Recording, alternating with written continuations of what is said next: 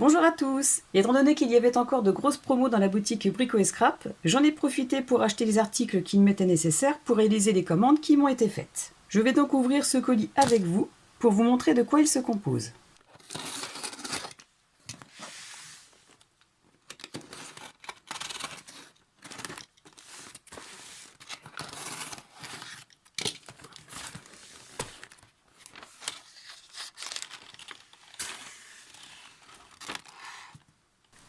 Alors comme d'habitude, on retrouve le flyer à l'intérieur accroché en pop-up. On constate aussi que le colis est très bien protégé. Je vais le déballer et je vais vous montrer un peu plus en détail les articles qui s'y trouvent. Sur le flyer, on retrouve les coordonnées de la boutique, ainsi que le nom de la page Facebook de la boutique sur laquelle tout le monde est convié pour y publier ses créations. On y trouve aussi les partenaires avec les créations du moment. Donc il y a l'atelier de Nina04 qui est Constance, la femme de Tony, qui est en train de réaliser un magnifique album de Noël avec la collection Christmas Treasure. Il y a aussi Marion de la chaîne Calypse Art qui réalise de très belles cartes et qui en ce moment est en train de faire de superbes mix média. Et il y a aussi Nathalie G qui récemment a réalisé un petit album rond avec la collection Songs of the Sea. Et les autres partenaires aussi, Le Monde de Chachou, Miss Scrap 89 et Les Passions d'Angela. Alors voilà, j'ai sorti le contenu du colis. Alors déjà d'emblée, je ne sais pas si pour vous c'est pareil, mais moi franchement, la façon dont c'est emballé, protégé, carré, bien comme il faut, c'est vraiment un petit plus que j'adore dans cette boutique. Donc j'ai le droit à un mot très grand de remerciement. Donc c'est moi qui vous remercie, Tony et Constance, pour tout ce que vous faites aussi pour nous, en tant que partenaire, mais aussi pour tous vos clients. Donc je vais retirer le papier hors caméra et je vous montre tout ça. On y retrouve aussi le récapitulatif de la commande et les articles. Donc pour commencer, j'ai pris un paquet de 100 feuilles de papier craft de la marque Florence en 200 grammes. Je vais tester ce papier. J'ai déjà testé les ramettes de 100 feuilles de cardstock noir en 200 grammes. Donc à mon avis, je ne vais pas être déçue non plus par cette couleur. Les incontournables petites gourmandises dans les colis. Oh, une petite carte. Joyeux Noël. Avec un petit mot que je vais lire après. Ensuite, j'ai repris un lot d'aimants de puissance N42 et 2 lots d'aimants de puissance N35. J'ai pris aussi ce guide de reliure de la marque We Are Memory Keeper. Donc je vous montrerai plus en détail après. J'ai pris aussi 2 mètres d'élastique marron en 1,5 mm. Et ensuite, j'ai fait essentiellement une commande de cardstock Florence en texturé et d'autres en lisse par rapport aux commandes qui m'ont été faites. Donc j'ai pris la couleur mauve, très belle couleur. Ah, des petits papiers en cadeau. Alors ça, c'est une collection qui me fait de l'œil. Je pense que je vais finir par craquer en fait. J'ai eu un échantillon de petites découpes de Noël, d'une collection de Craft O'Clock. Et une grande feuille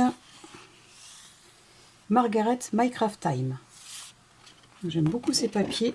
Constance les avait présentés il y a quelques temps. J'ai toujours dit que je prendrais le temps de les regarder un peu plus. Et bien là, j'ai la chance d'en avoir un sous les yeux. Très épais. De bonne qualité. Voilà.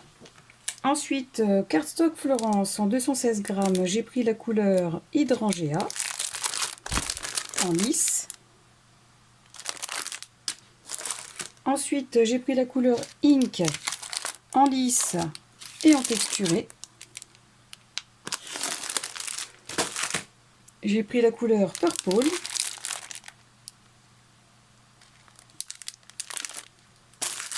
La couleur rose.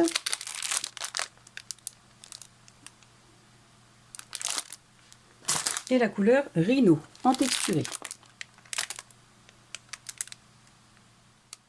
Ayant réalisé déjà beaucoup de mini notebooks comme celui-ci, pour le salon des métiers d'art qui a eu lieu il y a à peu près 2 semaines, J'étais à court d'élastique de ce diamètre. J'ai donc choisi de prendre cette couleur dans la boutique. Alors c'est exactement le diamètre qu'il me fallait. Ensuite, l'élasticité, c'est exactement celle à laquelle je m'attendais. C'est vendu par morceaux d'1 mètre, j'en ai pris 2. Et je pense que je reprendrai la prochaine fois et voir s'il y a aussi d'autres couleurs à part le marron et le noir. Ensuite, concernant le cardstock en 200 g de la marque Florence, je vais ouvrir le paquet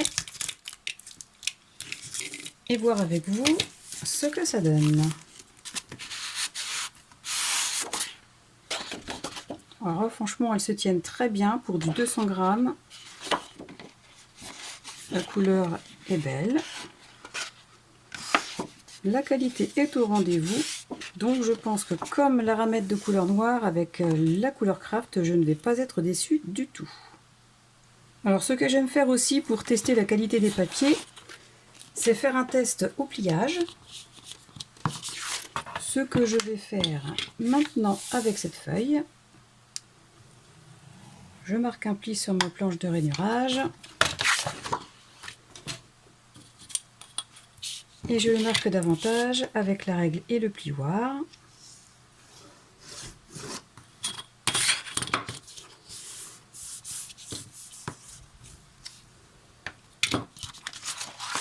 Et voilà, nickel. Donc je vais rapprocher pour que vous puissiez voir le pli. Le papier ne bouloche pas, les fibres ne sont pas apparentes, donc pour moi c'est un critère de très très bonne qualité. Donc voilà pour le papier. Concernant les papiers Florence, je ne vous les présente pas et je ne vais pas faire non plus le test du pli pour vérifier la qualité. Je vous en parle assez souvent pour vous dire que pour moi c'est la référence dans le cardstock. Après j'en ai sorti une de feuille pour vous montrer un peu la couleur de celui-ci. Alors là c'est la couleur Ink. Et c'est une couleur qu'il me manquait au panel de toutes celles que j'ai déjà. Et je la trouve vraiment très très très jolie. Ensuite, concernant les aimants, c'est pareil que les cardstock Florence, je ne peux vous en dire que du bien. Je vous avais déjà montré dans une ancienne vidéo leur magnétisme, la puissance qu'ils avaient. Alors là, c'est les N35, ils sont un peu moins puissants que les N42. Mais vous allez voir déjà ce que ça donne. Alors, je vais en mettre un ici, et j'en mets un d'autre en dessous. Et ça tient. Donc pour vous dire, si entre deux doigts, une épaisseur de doigt, ça tient, donc entre du papier qui est beaucoup plus fin, il n'y a aucun souci concernant le magnétisme. Et donc les N42 qui sont encore plus puissants que les N35, on va faire aussi le test. Alors déjà celui-là il ne veut pas rester. J'en mets un en dessous, un au-dessus, et voilà.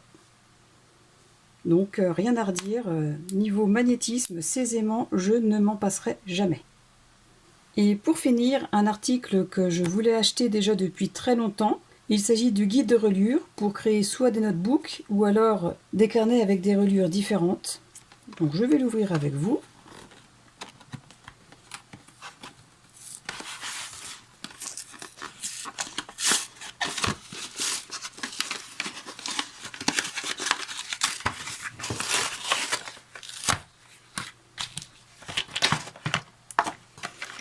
Alors à l'intérieur, il y a donc le guide, comme ceci, et une pochette dans laquelle on trouve...